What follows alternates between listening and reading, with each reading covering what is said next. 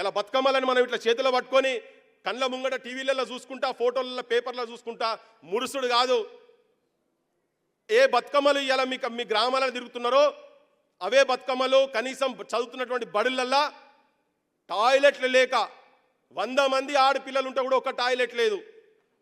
టీచర్లకు టాయిలెట్లు లేవు. మగపిల్లల పక్కకు పెట్టండి, ఆడోళ్ళు వాళ్ళే గోడల లెక్క నిలబడి అడ్డం నిలబడితే పక్కకు వాళ్ళు టాయిలెట్ చేసే పిల్లలు వేరేటోళ్ళు చేసే పరిస్థితి ఉన్నది. ఇంటర్మీడియట్ పిల్లల గురించి చెప్తున్నా నేను, ఉట్టి స్కూల్ కూడా కాదు. నేను అడిగితే ఏమంటారు, మా అమ్మ నాయనకు తెలుసా అంటే తెలియదు సార్ అని. ఇవి నేను చెప్తున్నా కాదు, పేపర్లో కూడా వచ్చింది ఇంతకుముందు నిన్న మొన్న. ఎందుకంటే మా అమ్మ నాయనకు చెప్తే చదువు పని చేపిస్తారు అన్నారు. మాకు చదువుకోవాలన్నది ఎట్లానే చేసి పని చేయండి సార్, మాకు అధికారిని కాదే పాడు ఏం కాదు, దండాలు పెట్టి అడుగుతున్నారు. తెలంగాణ బతుకమ్మల పరువు రోడ్ల మీద ఉన్నదని చెప్పేటందుకు చాలా ఇన్సల్ట్గా ఫీల్ అవుతున్నా ఈ బతుకమ్మల కాలంలో చెప్తున్నా నేను.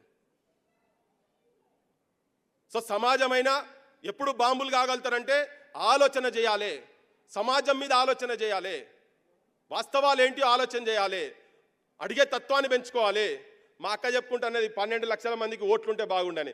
ఓరి నాయన, వాళ్ళకి జీవం పోసేటోళ్ళు అందరూ ఓట్లు వేస్తలే కదా, వాళ్ళకి తెలివిలేక పాపం ఇక్కడ ఏడ్చినామని చెప్పదలుచుకున్నాను నేను.